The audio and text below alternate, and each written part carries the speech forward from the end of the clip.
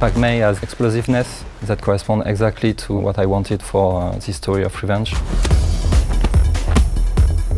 Pak Mei is ferocious, fast, powerful and accurate. And yeah, you have a lot of strikes coming out like this. The player will create the choreography. It depends only on them to make a beautiful situation.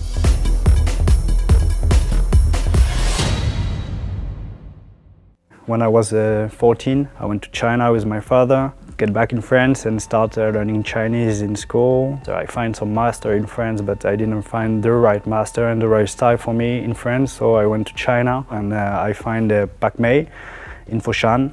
And I start learning with this clan. The right master is Lao Wei San. I wanted to be better and start to be one of the best. One day I became master myself. Most of Kung Fu we see, it is like what Jet Li is doing. It's like opera Kung Fu.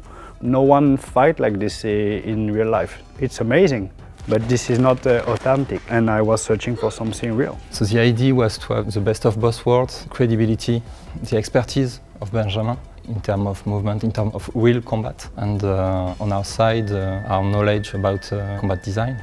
For me, it was natural to integrate Benjamin's Pak Mei into our game, to use his moves as an inspiration for our main character's animation. I bring some specifics in the mechanics of the gameplay, the interaction with other NPC. I create a movement of 3 weapons for the main character, the baseball bat, machete, and the staff you will see is Pak Mei from Foshan.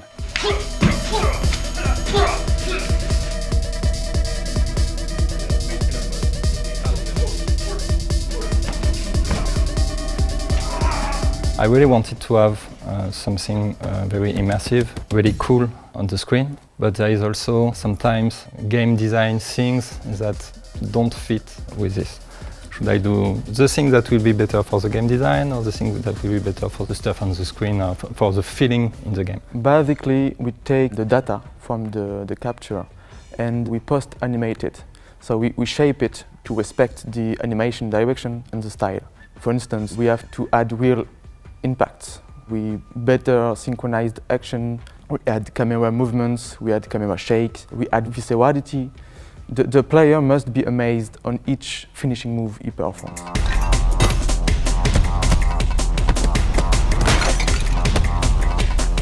Some move we changed a little bit because it was making sense when we were doing like this, like a stab. Yesterday we do a stabbing technique and I needed to finish the NPC with a stabbing technique, and at the end I thought, oh no, it will be good to just cut the throat. And I just changed the technique like this because in the action it was feeling more like this.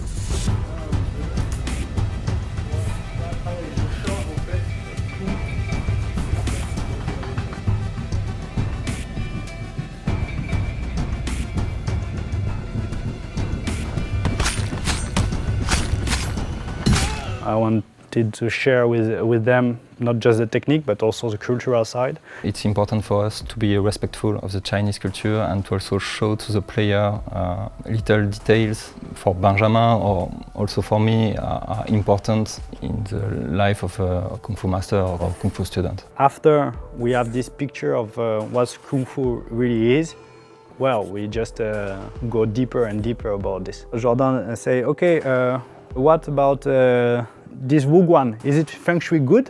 I say, what? You really want me to check this? And he say, of course. So I start checking the Wuguan design. Okay, this door cannot be here, this kind of stuff. This is great that they go deeper like this.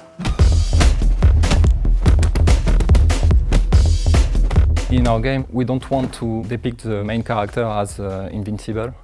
We want the player to have pressure, to be surrounded by multiple enemies. Any mistakes of the player can be deadly. And I came with 1 idea, 2 ideas, 3 ideas. Say, okay, this one is the greatest one. This is what we want, and we just move forward like this all the time.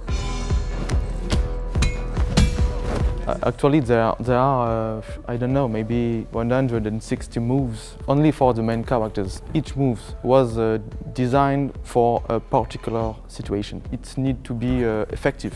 it needs to be credible and it needs to be beautiful. The player can, I don't know, just rushing and evade, but he can also kill all of them with style. That idea is the art of Sifu.